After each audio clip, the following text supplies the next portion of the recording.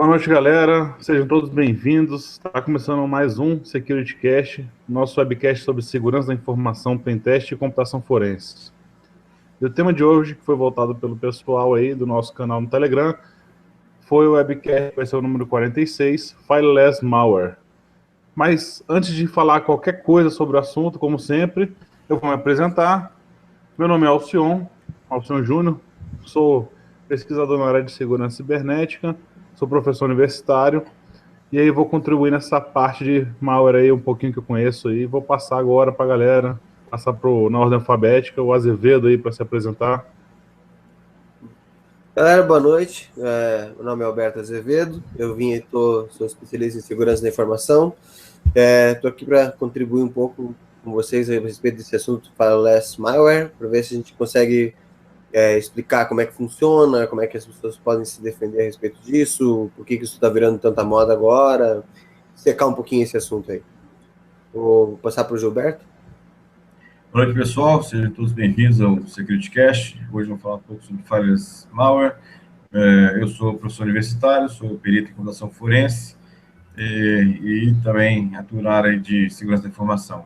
Estou aqui para a gente também bater um papo sobre isso. Então, boa noite a todos. Passo a palavra para o Martinelli. Boa noite, pessoal. Meu nome é Gustavo Martinelli, eu sou advogado especialista em direito digital e estou aqui no SecurityCast com esse grupo tão seleto de profissionais de segurança da informação para dar um apoio jurídico e sempre ter uma visão mais pragmático-jurídico da coisa. Boa noite a todos. Muito obrigado pela audiência. Vamos lá, boa noite. Opa, valeu. Então vamos lá, galera. Antes da gente começar a falar qualquer coisa, é sempre legal a gente iniciar falando um pouquinho sobre o conceito inicial do que é Fileless, né? Para a galera que está chegando aí e não sabe nada.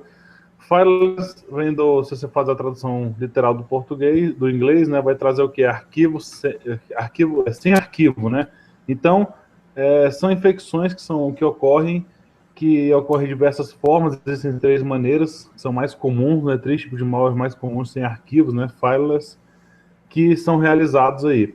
E esses malwares são lá para fazer alguma coisa, obviamente, que é para deturbar, colocar algum vírus ou deixar algum rootkit, enfim, fazer alguma coisa dentro do seu computador. Dentro desses tipos de arquivo, né, nós sabemos já que dentro desse tipo de infecção, a gente sabe que elas já são conhecidas da indústria de segurança há muito tempo, apesar de estar em voga nesse momento de novo, né, ter entrado essa história em 2015, morreu em 2016, né, e agora voltou. A gente sabe que eles são considerados arquivos, né, são famílias de malware já anteriores, são pequenos binários que fazem esse ataque inicial na memória principal desse host que está comprometido.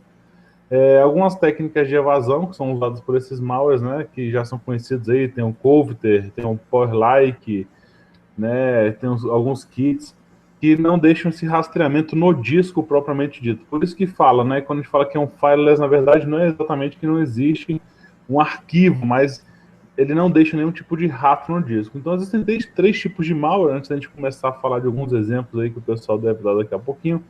Mas dentro existem três tipos que são mais comuns, que são os residentes na memória. Eles usam esse tipo de malware, não utiliza nenhum arquivo em espaço, né, somente no espaço de memória. Existem alguns rootkits mas que se escondem na sua presença atrás de um nível de usuário, de kernel, né, na sua execução, e até de registro de Windows, que vão falar também que tem vários casos que fazem desse aí mais aparente. Então, vou passar a palavra aí para a galera que já queira ir dando alguma dica, falando alguma coisa sobre isso, deixar mais o pessoal explanar. Deixar aberto aí para vocês, pessoal. Deixa eu pegar para achar o negócio aqui. Já tem um exemplo aqui, deixa eu ver se consigo compartilhar minha tela aqui com o pessoal. Como que eu não faço isso aqui, ó? Deixa eu ver aqui. É lá em cima naqueles três. Não, é assim? Não, setinha verde, lá em cima. Setinha verde, embaixo do chatzinho. Isso. Tá. Aqui, ó. Tá aparecendo minha tela aí já? Tá aparecendo. Então, assim, ó, eu tenho aqui um exemplo, ó. Eu tirei um print. É um print de uma infecção de Fileless Malware, que é uma daquelas que como o Alcion citou, aquelas que ela se instala no registro, né? E aí, assim, a grande sacada do Fileless Malware é que ele usa componentes do próprio sistema operacional e o payload está executado fora. Então, assim, quer ver? Eu tenho mais um print aqui para frente, deixa eu ver se eu consigo achar ele. Que é... Cadê que eu mostrei aqui, ó? Ó, por exemplo, ó, nessa chave aqui, ó, é uma execução, se eu não me engano, isso aqui é do FaceBolt, que é um tipo de fileless malware. Então, o que acontece? Ele pega aqui, ó, quer ver? Deixa eu ver aqui, ó. Eu tenho aqui o código quando ele executa. Cadê? Aqui, esse aqui é um esquema de como que as infecções podem ocorrer. Então, por exemplo, um exemplo tem um site comprometido, aí dentro do site comprometido ele procura, passa por um gateway, que está lá, por exemplo, no Pastebin, executa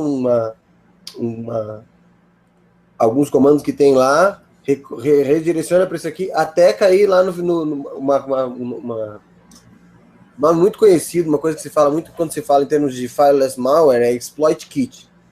Então, por exemplo, você pode procurar por Angler Exploit Kit, que é um dos mais famosos que tem hoje em dia disponível. Até esses tempos atrás correu uma ideia de que ele tinha sido fechado, mas eles simplesmente só mudaram de nome, tá? Então, assim, aqui, ó, não é esse aqui que eu quero mostrar, esse aqui. Então, por exemplo, uma infecção de fireless, ela não precisa, ela não tem nenhuma necessidade de ação por parte do usuário. O usuário está navegando numa página qualquer que ele considera é muito comum que esses fireless malware sejam infectados através de redes de distribuição de propaganda, e aí ele está navegando numa página qualquer, e dentro do código da página que ele está navegando lá, não sei se vocês conseguem enxergar, deixa eu aumentar um pouquinho isso aqui, ele tem aqui, o site é comprometido, e eles colocam da onde é que ele vai executar essa infecção e esse payload.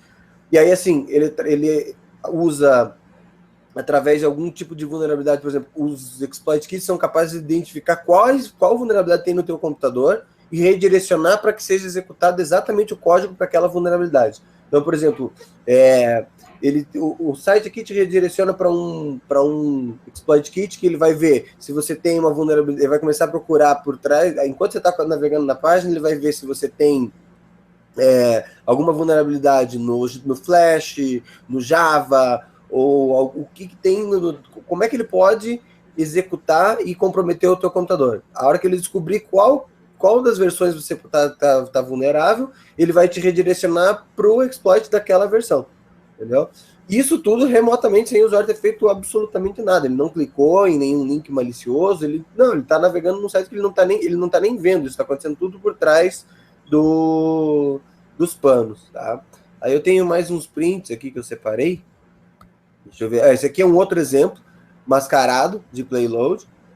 E ali mais para trás eu já tinha passado, vou voltar lá para trás agora. Deixa eu achar o do FaceBolt lá. Estava aqui. Esse aqui é do Nuclear Exploit Kit. Cadê? Aqui. Aqui, ó. Não, peraí. Passou. Esse aqui.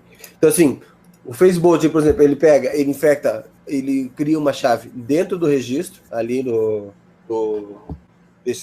High Key Current Users, né? Ele usa, por exemplo, basicamente ele precisa que você tenha ele procura para ver se você no computador infectado tem o .NET Framework versão 3.5 ou o Windows PowerShell, que basicamente o Windows PowerShell vem desde a partir da versão do Windows 7, já tem o Windows PowerShell. Se alguém sabe melhor, pode me corrigir, tá? Aí o que acontece? Ele vai lá e se instala, ele cria uma chave, né, nesse caminho ali do Windows, né? E aí depois que ele cria essa chave, ele cria duas chaves, que uma chama RC4 Encoded 32 ou RC4 Encoded 64. E aí ele pega e manda e cria os valores criptografados ou em 32, o shellcode criptografado ou em 32 para 32 bits ou para 64 bits. Aí ele cria uma outra chave chamada JavaScript e descriptografa e executa esse código que tinha nessas chaves. Aí o que acontece? A parte interessante do... Deixa eu agora, eu já posso voltar aqui. Eu já mostrei aqui. Ah, tá. Aqui são as chaves, né? Aqui o caminho. E aqui estão as chaves que ele cria dentro do registro. E, como eu falei assim, a parte interessante de um fireless malware é que ele não depende de... como é que eu faço para voltar agora essa bosta aqui?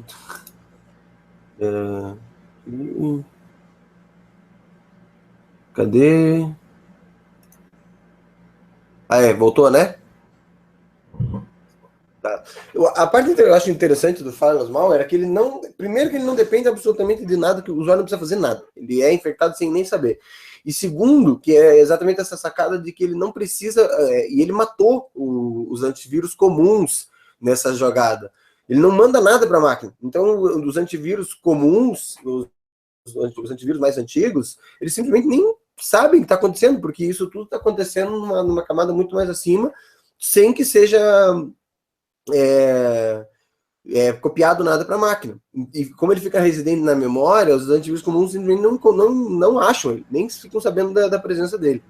Roberto, o interessante dessa questão é que ele, na verdade, o vírus, ele procura vulnerabilidade para carregar a vulnerabilidade que existe naquela máquina, que pode ser, dependendo do tipo de máquina, ele se adapta. Então, ou seja, não é um antivírus, não é um vírus, por exemplo, que ele tem uma única forma de ataque, ele vai lá e se dissemina, e aquelas máquinas vulneráveis, daquele tipo de ataque, ele vai conseguir infectar. Ele tem uma inteligência por trás, em que ele, na verdade, antes de fazer a infecção, ele descobre qual é a vulnerabilidade que existe naquele ambiente, ou na versão, ou no plugin de flash que tem, e aí ele faz o ataque baseado naquela vulnerabilidade, ou seja, é muito mais inteligente do que um vírus convencional. E o mais interessante é o seguinte, é que isso já, quando o Alcion falou, isso não é, na verdade, agora está em voga mais o fireless malware, por causa das infecções, principalmente que ele já está sendo usado, a técnica está sendo usada para fazer ransomware. Os novos ransomware já são fireless. E a questão é a seguinte, mas isso existe faz tempo, desde 2014, e como tudo no mercado, em segurança da informação, quando o negócio é lucrativo, vira mercado. Então, por exemplo, que nem esse Angler Exploit Kit que eu citei, ele pode ser alugado. Tipo Software as a Service. Eu vi até o pessoal se referindo EKAAS, Exploit Kit as a Service. Então, assim, você vai lá, você contrata o Exploit Kit. Interessante que os caras, eu não sei exatamente porquê, mas eles alugam o Exploit Kit. Eles alugam o centro de comando, mas você tem que prover os servidores para o vetor de ataque. O servidor, para fazer o ataque em si, você tem que prover. Mas eles alugam a estrutura para que você possa comandar e você possa baixar. Ele faz, tipo assim, você faz indica quais são os servidores que vão fazer o vetor de ataque, e eles provêm uma estrutura para comandar toda essa rede. E aí, só que assim, isso não necessariamente a gente está falando de uma infecção para quebrar um computador, ou para... Às vezes a infecção é para transformar o computador num zumbi, por exemplo, entendeu? Tem vários fireless malware que transformam o computador num zumbi, que o cara pode usar essa rede zumbi quando ele quiser para comandar ataques. Tem fireless malware de ransomware, como eu falei. Tem, às vezes é simplesmente um espião, o cara consegue executar determinados comandos na máquina para pegar print screen ou ligar microfone, alguma coisa do tipo. Então, as aplicações são meio que infinitas. Né? Roberto, deixa eu só compartilhar aqui, tem uma imagem exatamente disso que você está comentando aí, dessa estrutura de... Deixa eu pegar aqui, essa estrutura aqui. Está conseguindo ver agora aí a imagem? Não sei se está pequeno a imagem. Dá para ver. Então, tem a estrutura aqui, começando aqui da esquerda para a direita, né? Toda a parte de preparação do antivírus até a parte de assinatura dos cybercriminosos, vamos chamar assim, né? E eles contam com uma estrutura de distribuição que aí pode ser através, né, de sites comprometidos, Google Ads, ou aplicações ou propagandas do Skype, por exemplo, até chegar no usuário que vai fazer toda a parte de infecção. Interessante que essa estrutura toda que está aqui no lado esquerdo, né, é contratada, como você falou, num ambiente de as a service, né? Então, é uma coisa bem bem interessante em relação a essa questão aqui. Ô, Gilberto, só para deixar bem claro isso aí, o porquê, né, que a utilização é feita, eles realmente passam o centro de comando e controle para fazer essa execução e deixam a parte do vetor por sua conta, você utiliza sites infectados, até porque a maioria dos antivírus e outras proteções de segurança, eles fazem bloqueio também por IP. Então, se você fornece isso, você vai ter que ficar tendo um range IP sorteável, digamos assim, né? O tempo todo tem que alterar e tem que vender essa infraestrutura. Então, é melhor deixar que o cara que vai fazer o ataque, ele utilize os IPs, né, que sejam randômicos dele, porque senão vai trazer uma infraestrutura muito mais complexa desse comando e controle dele, né? Sim. A pergunta tem aqui interessante do Guilherme, fala que se o RC4 seria para obfuscar a camada de transporte, e ele pergunta também, tirando um dump de memória, fácil identificação? Faz. Na verdade, exatamente, ele matou a charada na unha. Ele faz essa obfuscação para dificultar a identificação por parte de algum programa que tenha residente, porque assim, como a gente disse, o antivírus especificamente não pega, mas já existem outras soluções de segurança que trabalham além dos recursos do antivírus, que vendo o que está passando pelo site, vendo o que está sendo acessado, etc. E tal. Então, por exemplo, uma segurança de um aplicativo de segurança de endpoint, não só um antivírus, vai pegar. Com as novas assinaturas, vai pegar alguns, né? Não todos, mas vai pegar uma boa parte. E fazendo dano de memória, sim, pega. O grande problema é bem esse. Por exemplo, um outro aplicativo, não sei se todo mundo conhece, tem um aplicativo que chama-se Volatile, que é para que ele faz o exame ele faz o exame do que está acontecendo na memória. Só que são poucas as empresas que usam, por exemplo, isso no dia a dia para fazer essa checagem de memória, especialmente em computador de usuário, entendeu?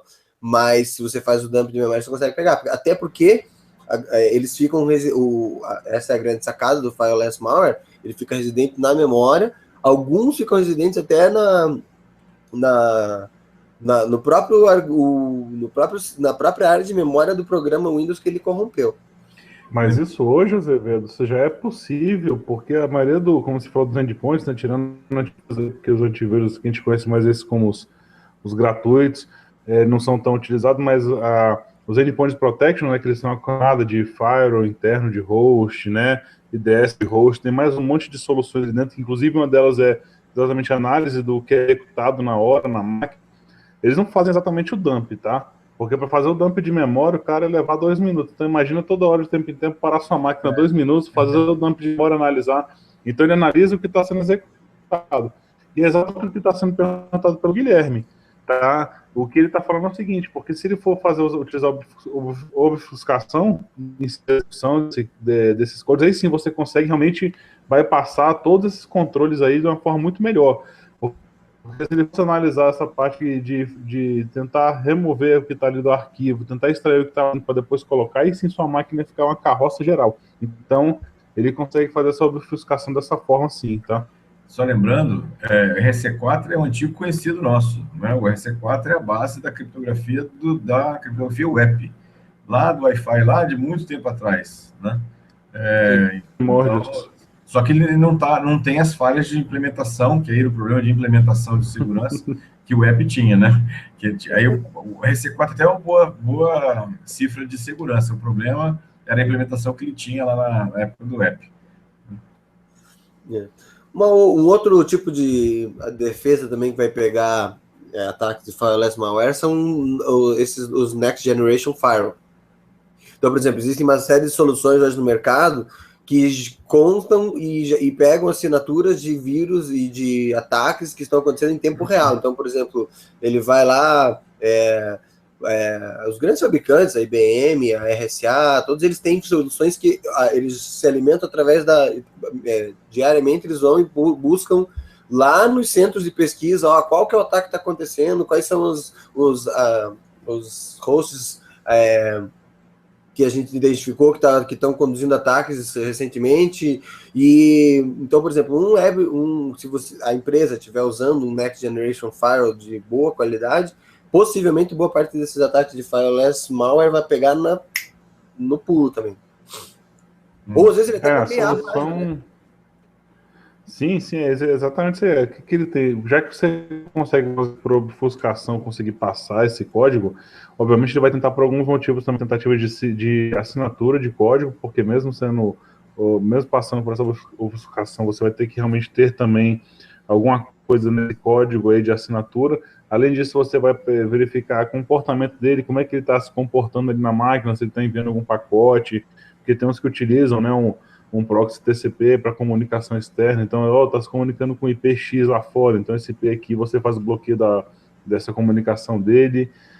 Você vai ter um conjunto também do IDS participando, o IDS fazendo bloqueio até por geolocalização, dependendo do momento de ataque, se tiver uma inteligência ali por trás. Enfim, você vai ter como lá no site, mas a questão da McAfee, que detém uma grande parte da memória na sua execução, mas ele utiliza um GTI, que é todas as empresas utilizam, que é uma nuvem, né, de análise. Então, se ele vê algum comportamento estranho, ele manda aquele código para análise, e aquele código rapidamente vai ser declarado. Então, a gente vê mais na questão da utilização quando o ataque é direcionado, né, porque se você mantém aquele antivírus atualizado, esse tipo de coisa, obviamente você não vai ter um tipo de ataque desse, só se for um de dia zero mesmo, né, a questão é pontual, aquele computador vai sofrer. É uma coisa quando alguém realmente quer fazer um ataque a você, que ele faz aquele código escrito ali, com aquela sua identidade, que vai conseguir bypassar os controles, aí sim também ele consegue afetar a pessoa diretamente. Eu estou com uma estatística aqui, só que a gente está falando sobre interesse, né, dos ambientes para poder... Porque, né, de comercialização, essa estatística aqui interessante de valores, né, e vítimas. Olha essa item aqui, você vê que 90 mil vítimas, né, por dia, né, 9 mil exploits no mesmo dia, né, observados, né, os 9 mil exploits foram servidos no mesmo dia, 40% dos usuários são comprometidos, e aqui, olha só, interessante, 62% das infecções entregaram, na verdade, ransomwares. Então, veja que é um local, um tipo de ataque extremamente lucrativo, né, para quem está fazendo esse tipo de uso do vírus, né, para isso. Teve até uma pergunta aqui que eu quero falar, que acho que deixa eu ver quem foi que fez aqui. Foi o Fernando, né? Perguntou se o Windows Defense, por acaso, ele pega. Eu tenho um GIF muito bom que mostra como é que funciona o Fire do Windows aqui, mostrar pro pessoal. Então você vê como é que ele funciona muito bem, ele pega, né? Você vê que ele pega direitinho aí. Vou deixar ele passar, ele deve estar dando a cortada, né, que eu alterei, ele funcionando dessa forma. Então você vai ver que ele realmente vai pegar. Com certeza vai pegar, né?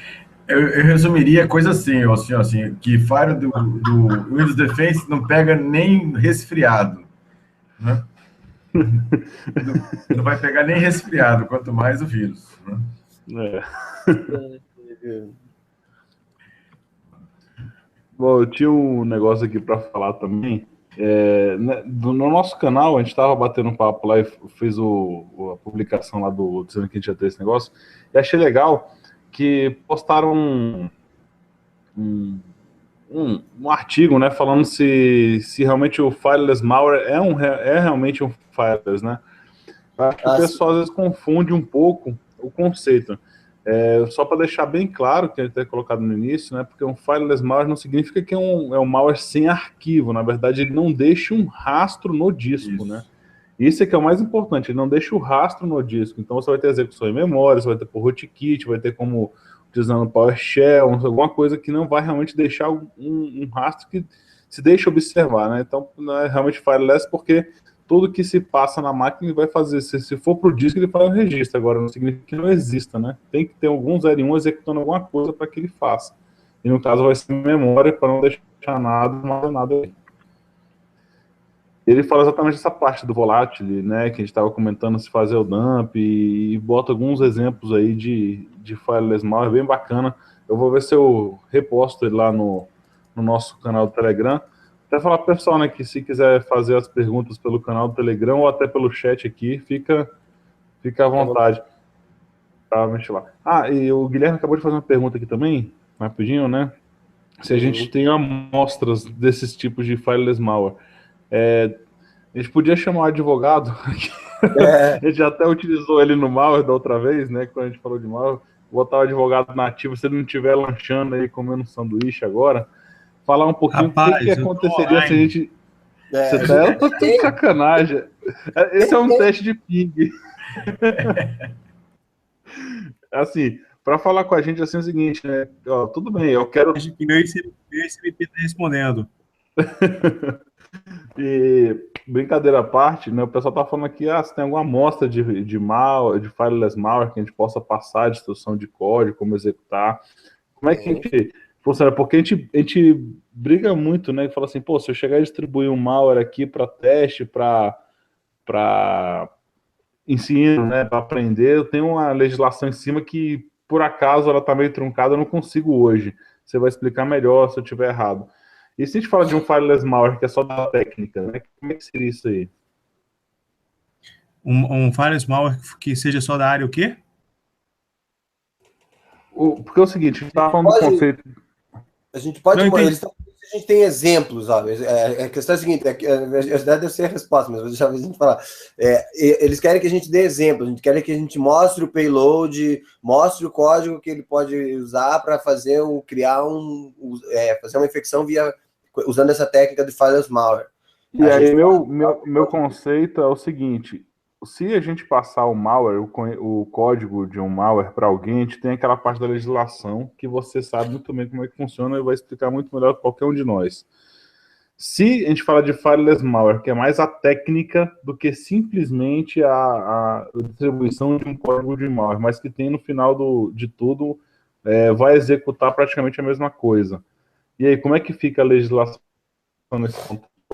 Na verdade, esse é um tema bem debatido já, assim, entre eu e o Gilberto, pelo menos, que é uma questão, cara, de talvez um erro da Lei Carolina Dickmann. O parágrafo 1º, ele fala que se você fizer, enfim, qualquer, praticamente, ato de um programa que você tenha construído para que ele venha explorar, né, uma falha de segurança, você pode incorrer no crime da Carolina Dickmann. Então, tem esse, como é que eu vou dizer, esse limitador. Mas, ao mesmo tempo, eu acho que se você, tudo no direito penal, por exemplo, é avaliado na questão da intenção do agente. Qual foi sua intenção ao executar ou ao distribuir ou o que fazer naquela ferramenta? Então, se você teve intenção meramente acadêmica, seria inviável te condenar por um crime, entendeu? Então, há entendimentos nesse sentido. Eu acho que se você fizer para cunho científico, não teria problema nenhum. Você não vai responder por isso, né? Porque se eu respondo pelo que faz o meu programa, então o fabricante de arma responde pela arma que ele faz também, né? É a famosa teoria da imputação objetiva que o Código Penal fala. Mas, Gustavo... Você vai condenar quem deu causa. Fala. Mas isso não depende da interpretação do juiz, assim, você pega um juiz, talvez, que não entenda muito bem a situação e pode dar uma interpretação um pouco atravessada disso? Isso sempre, né, Gilberto? Isso é o princípio do livre convencimento do juiz, né? Então, falou muito bem lembrado, que pode, realmente, o juiz pode, num caso concreto, entender. Né? Assim, agora, você também tem o duplo grau de jurisdição. O que é isso? A possibilidade, né, de colocar que outro magistrado reavalie a sua situação. Né? Então, é interessante isso daí, é bem pertinente, mas eu diria que se a gente não começar a se insurgir, a fazer, infelizmente, esperando o judiciário se posicionar, até porque até hoje um crime da Carolina Dickmann, que tenha sido processado e julgado, né, e condenado, inclusive. Então, eu sinceramente vejo que se você for disseminar conhecimento, né, porque se você sabe invadir, você também sabe construir ferramenta para prevenir a invasão. Acho que é uma via de consequência. Você está promovendo conhecimento. Agora, se você, por exemplo, lança na internet o projeto de uma arma para impressora 3D e a pessoa imprime esse projeto em casa e mata alguém, não é você que vai responder por aquela morte, né? Então, eu usaria essa analogia desse mesmo princípio. Agora, como o Gilberto lembrou, você pode pegar um juiz que não vai entender assim? Plenamente, pode. Né? E aí cabe a você realmente aceitar o risco ou não disso. Porra, às vezes você me deixa numa posição ruim. Quer saber de uma coisa? Foda-se, peraí. Não vou mostrar inteiro, vou mostrar só um pedaço, tá? Deixa eu ver aqui essa bosta aqui. Não, faz o seguinte, ó. Deixa o advogado mostrar que ele já pode fazer a defesa própria. Alberto, você mostra só uma parte, você vai preso só a metade. Não tem problema. Eu vou precisar pela metade. Só os cabelos vão ficar soltos. É o seguinte, para quem está curioso em saber como é que faz, a palavra-chave aqui é Metasploiter, MSF Payload, tá? É um Metasploit, velho conhecido nosso de quem pesquisa sobre exploit na área de segurança. E aqui, ó, tem um exemplo de um pedaço de código, ó. Então, tá vendo aqui, ó, MSF Payload, Windows exec comando, e aí ele executa o shellcode 32 aqui, ó, ou 32 ou 64. Ó. Aí aqui, ó, deixa eu ter mais um pedaço aqui para mostrar também, ó. Olha aqui. É o mesmo, acho. Não, é o mesmo. Eu só vi errado a tela. Então, assim, ele faz o inject, como eu disse, você tem que ter toda uma estrutura para fazer um fireless malware e fazer um ataque. Você tem que, como você não vai mandar para a máquina, você tem que ter toda uma estrutura disponível que a máquina que ele vai acessar na internet. Então, basicamente, o ataque ele consiste nisso. Uma página que foi comprometida, tem um código escondido atrás dessa página que vai fazer por baixo dos panos o usuário acessar. Ele vai para uma landing page que ele vai estar acessando uma página, vai estar por baixo dos panos, ele vai estar procurando o que tem de vulnerabilidade na máquina. Alberto? Oi, pode falar. Acho que não estava mostrando a página que você queria mostrar, não. O compartilhamento não funcionou, não. Acho que você falou mais rápido do que apareceu a página. Ué, que bosta. Pera aí. Volta aí. Volta tentando compartilhar a página. Compartilhou. Tá aqui, deixa eu botar no meu nome aqui. Nossa. Não. Tem que compartilhar a janela. Foi o que eu fiz. Tá, peraí. Você compartilhou a janela do chat. Tá. Tela cheia. Aqui. Aí, agora vai, né? Não. Agora sim. Não? Agora não, foi antes. Aí. Aí, agora sim. Bom, então tá aqui, ó. Era o que eu queria mostrar. Olha lá. MSF Payload, Windows exec, e aí ele executa o comando, o shellcode 32 bits ou o shellcode 64 bits, dependendo da arquitetura. Então, assim, basicamente, foi transferido o local, entendeu? Então, assim, você bota toda uma estrutura capaz de executar isso funcionando na internet, e o lance é comprometimento do usuário sem ele perceber que está sendo. Como eu mostrei antes, o cara acessa, o hacker compromete uma página, dentro do código escondido, ele bota redirecionando esse usuário para uma landing page que ele vai cair nessa landing page, às vezes ele não vai nem perceber que tem uma outra página carregada na frente dele. Enquanto isso, ela fica lá procurando, descobrindo informações de onde é que tem vulnerabilidade, o que tem de coisa vulnerável na máquina. Então, por exemplo, se é uma máquina Windows, já resolveu o problema, tá tudo certo, não precisa mais nada. Porque a partir do Windows 7, a gente já tem o nosso maravilhoso PowerShell, que é a coisa mais linda que a Microsoft já criou. E pronto, não precisa mais nada, acabou, está resolvido o problema. E aí você consegue executar esses payloads remotamente na máquina do cara simplesmente usando PowerShell. Tá? Pronto. Só para falar para a galera aí, deixar meio claro também, claro, assim, eu não estou incentivando ninguém a fazer o ataque. Eu estou basicamente explicando como funciona, porque eu acho que se eu consigo explicar como funciona, como é que ele é feito, fica mais fácil para as pessoas entenderem e elas tomarem as ações para que elas se protejam desse ataque.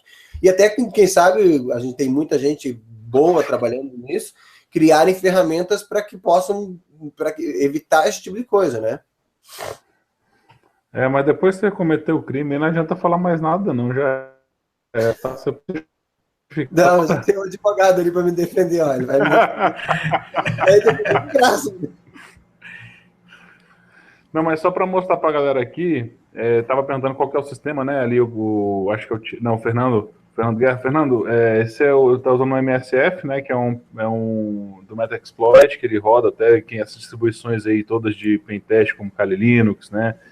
Cyborg, entre outros aí que muito utilizados têm. Você pode fazer instalação no seu Linux também à parte, é bem tranquilo de fazer, caso você utilize o Linux. Eu não sei se para Windows tem, cara. Acho que ele já ouviu alguma coisa de um demo que ele roda em Windows. Não sei. Metasploit para língua Windows, não sei não. Acho que existe, eu acho que sim, depois dá uma olhada com calma para não estar falando besteira. Mas enfim, você roda ele lá e você trabalha. Só que é o seguinte, aquele código lá que o Azevedo mostrou, inclusive ele é hexa, não é isso, Azevedo? Que ficou meio forjado, é linguagem de máquina, né? Uhum. É? Ou não é? Eu não consegui ver, ficou meio borrado. Mas enfim, é a linguagem, e aí você consegue construir, ele te dá um suporte para fazer. Obviamente que você dá para fazer na mão também, você consegue utilizar outras ferramentas. E aí a gente pode até linkar depois e postar lá no nosso canal lá no Telegram, tá? Não sei. Qual que é o nosso canal lá, o nosso link do Telegram? É t.me, não é isso? telegram.me /seccast.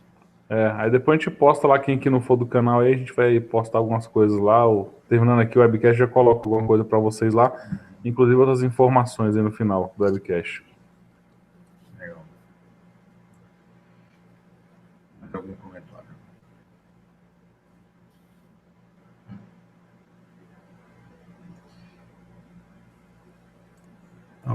Opa, eu tava falando aqui, mas eu acho que eu tava com o microfone. Eu tinha tirado o microfone, depois eu voltei. Pessoal, tô vendo aqui se alguém deixou mais alguma pergunta que eu passei por cima. Aqui, se eu não vi aqui no nosso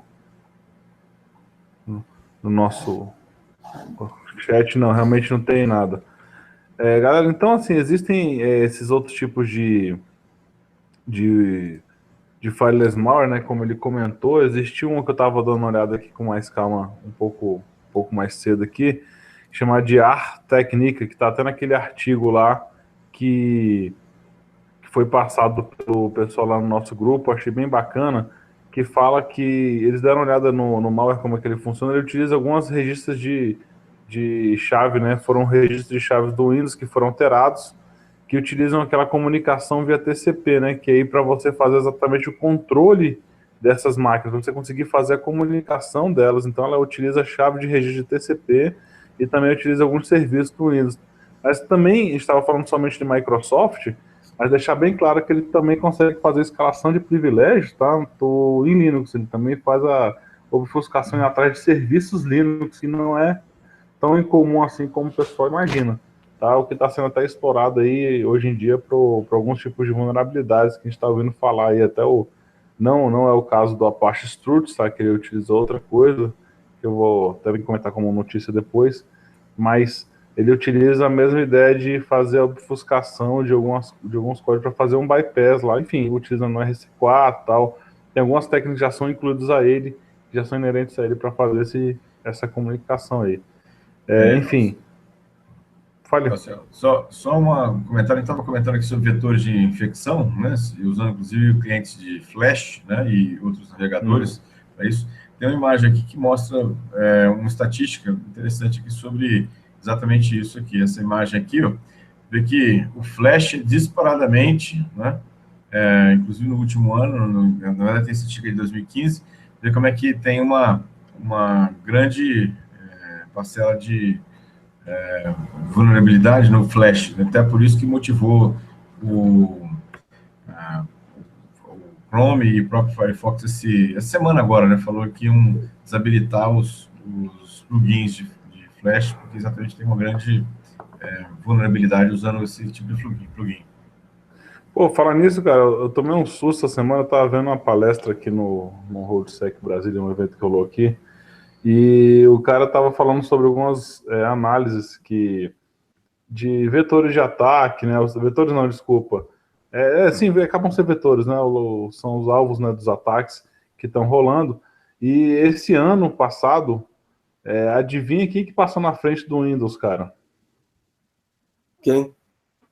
Quem? Acabou aparecendo o Linux, cara. Sabe por quê? Por causa do kernel em cima do Android. E aí o pessoal... lógico que talvez tenha sido até uma pesquisa direcionada, né? Uma sacanagem. Que isso? Não. Gênio.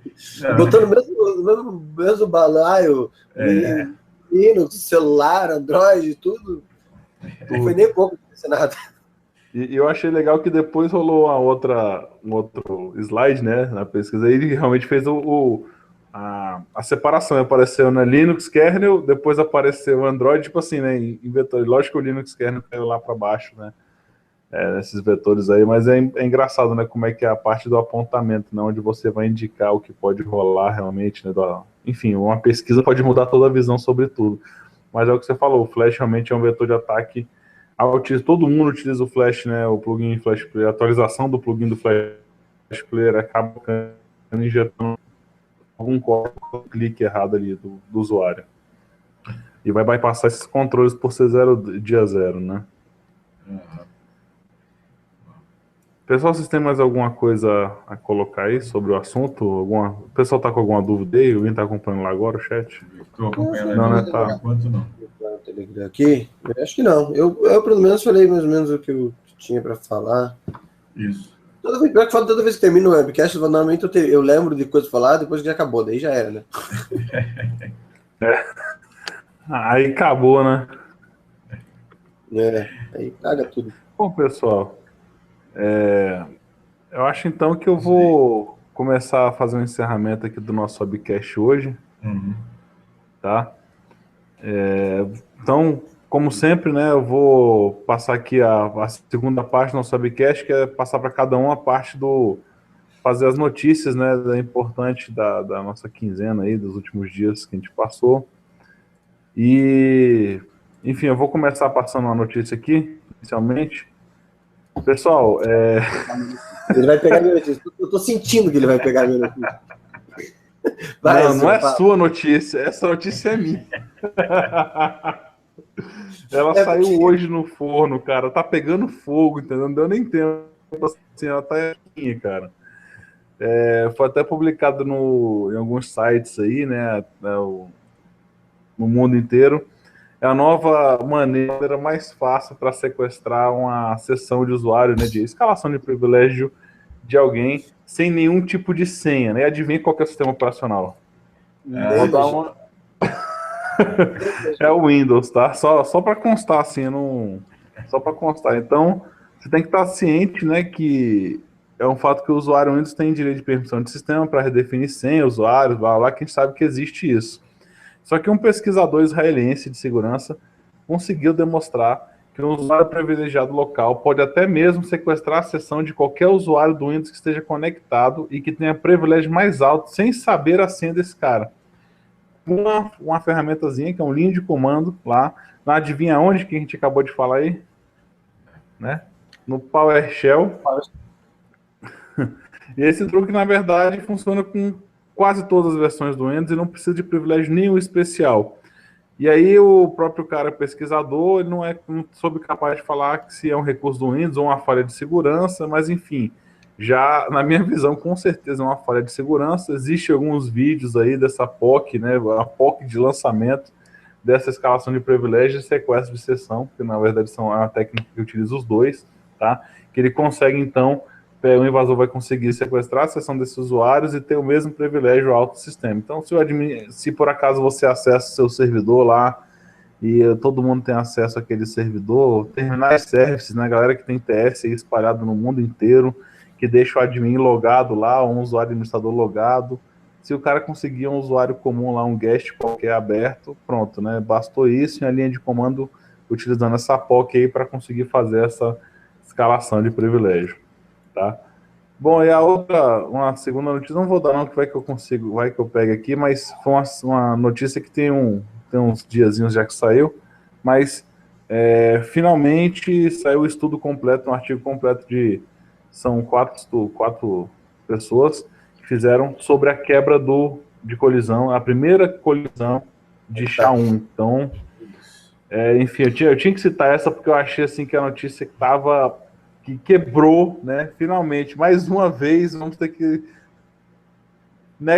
subir mais um nível agora, que é aquela história, né? O cara quebra e você sobe o nível. Quebra, né? Faz, no caso aqui agora foi a colisão que foi comprovada. Então todo mundo sabe que a colisão é de conseguir descobrir 2 tipos de fazendo. Sabia se já tinha alguns casos, mas não com SHA-1. Então dessa vez, essa quebra de colisão aí foi meio escrota, digamos assim. Bom, vou passar agora, após essas 2 notícias aí, tinha que falar da Microsoft, óbvio, eu vou passar para Azevedo. Eu tinha separado de falar da Microsoft, porque eu achei muito foda, velho. Falei, cara, porra, praticamente só faltava fazer um negocinho assim, clicar com o botão direito, sequestrar a sessão do usuário, vai tomar no cu.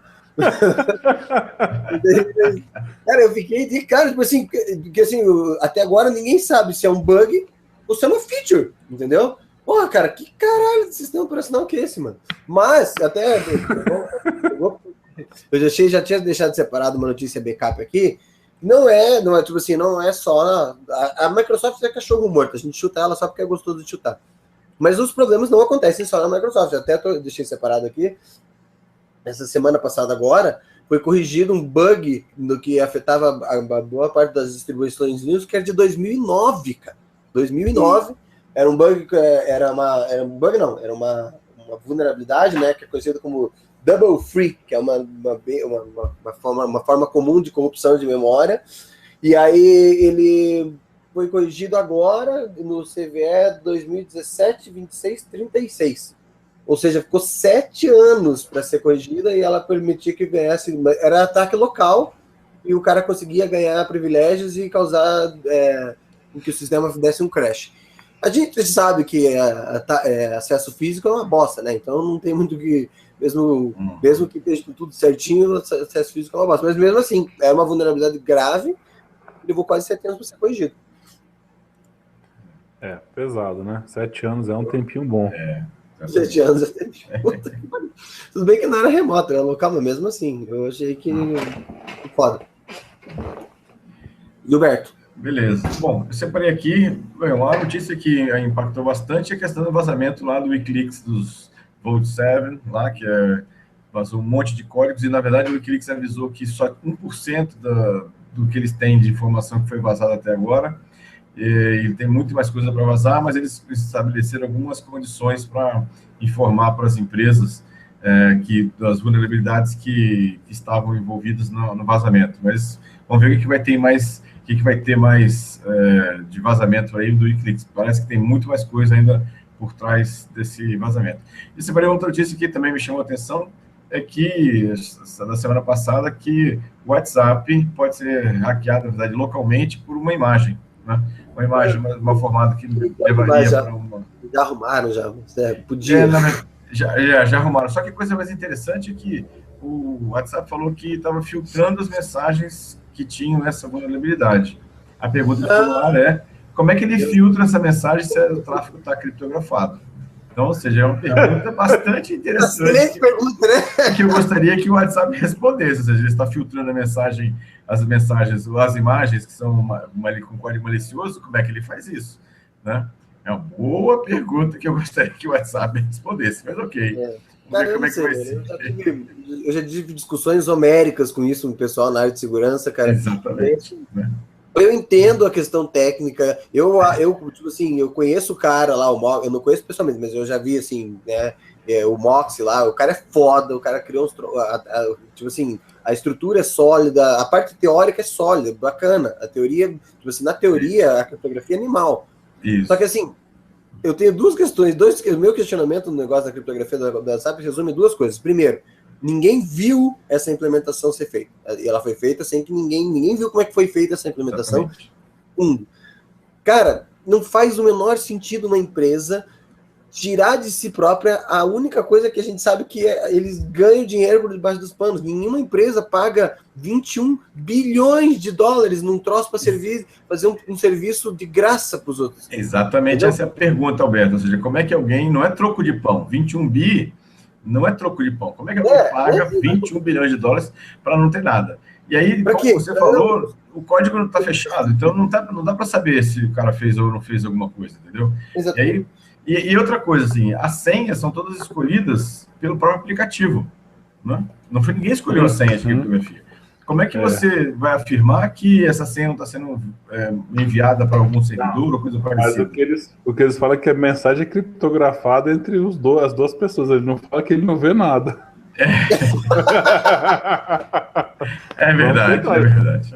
Ele fala que a sua comunicação é segura, mas ele está segurando para você, né? Então, ou seja, eu tenho muitas questões aí em relação a isso, né? E esse negócio assim, realmente só aumenta a minha desconfiança dessa situação, né? Com essa afirmação que a WhatsApp fez, essa solução aí que ela estava filtrando as imagens. Como é que ela filtra a imagem? Está criptografado. Então, eu tenho muita situação, ou seja, como o Roberto comentou, o esquema de criptografia do Signal, que é o mesmo lá que supostamente está sendo utilizado no WhatsApp, é uma puta solução. Só que ninguém sabe como é que ela foi implementada, porque o código está fechado, então não existe isso. E falar que pode fazer análise de código reversa de código é muito difícil você fazer num aplicativo como esse. Então, né? E sabendo que essa vulnerabilidade pode ser ligada e desligada a qualquer momento. Então, muito, muito complicado. Vamos passar a palavra para o Martinelli aí, para ele falar a notícia dele. Boa notícia. Martinelli? Tá dando um lagzinho aqui para variar. Mas olha só, eu vou falar a notícia que todo mundo vai... Todo mundo vai o quê? Acelerando um programa dados único do cidadão, onde todas as nossas informações vão estar ao alcance de um drop table. Nossa, ou de um select. Que legal. Muito interessante. E é claro que é seguro, amiguinho. Claro que é legal. Seguro, claro, como a urna é segura. Você completou meu raciocínio, eu ia falar exatamente isso. O governo brasileiro está oficializando aqueles sites de consulta de CPF que vem tudo da pessoa, até o tipo sanguíneo. Boa. E vai começar a vender a informação. Uma salva de palmas para o governo brasileiro. Muito bom, muito bom, muito bom. Muito bem. Obrigado. Obrigado, viu? Não precisava mais nada. No site do TSE, com o nome todo da pessoa, data de nascimento, você pega o título de eleitor. É ridículo isso. Eu vou fazer o seguinte, eu vou começar a publicar meus dados logo para fazer... Como é que a gente chama mesmo, sacaneando aí? Quando o cara fala... Spoiler. Eu vou começar a fazer spoiler das minhas informações aqui antes que o governo libere, pô. Quem quiser pode me perguntar, eu vou passar. Mais alguma notícia aí, ô Martinelli?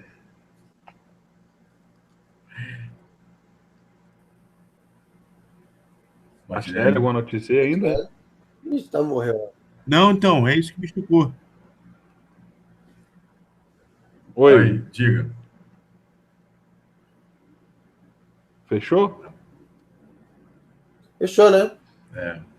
Bom, pessoal, então vou começar as despedidas. Antes das despedidas, eu acho que a gente está lançando a... Me chocou. A gente vai... tá vendo? Tá atravessado. A gente está lançando a campanha para comprar um cabo de rede UTP para o nosso advogado aqui, tá? Porque ele quer usar o Wi-Fi, mas não tem jeito. Quando ele não botar, vai rolar esse lag. Então a gente está lançando a campanha, compre um cabo de rede UTP para o nosso advogado. A gente vai fazer uma vaquinha para um crowdfunding aí depois. Você pode doar 1 metro, 1,5 metros, 2 metros, à vontade, né? Você pode ir à vontade.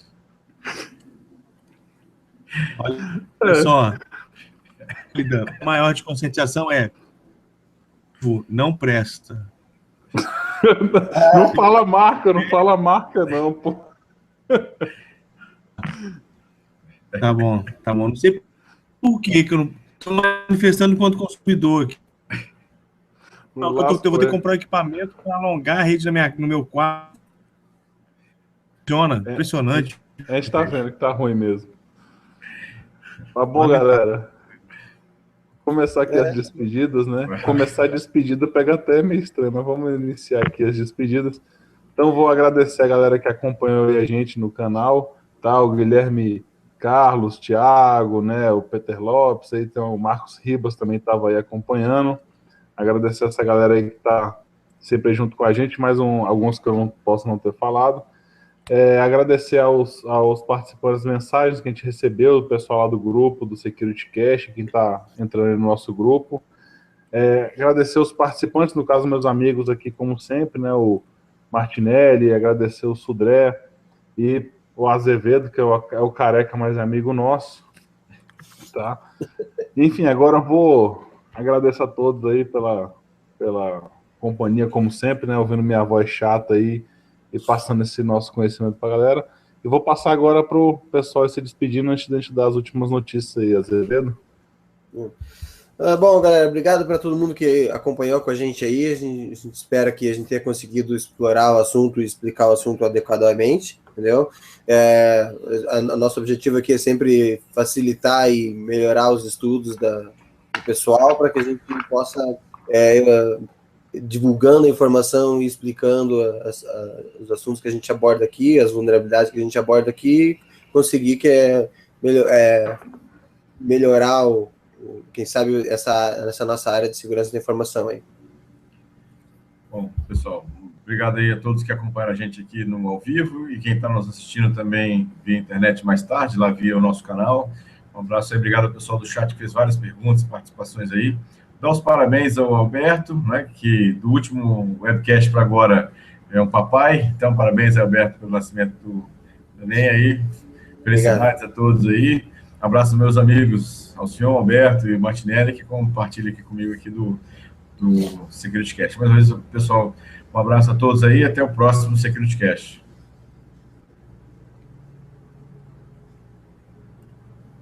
Esperar o lag, né, agora.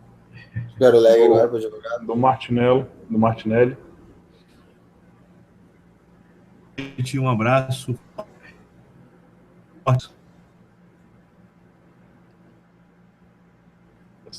Só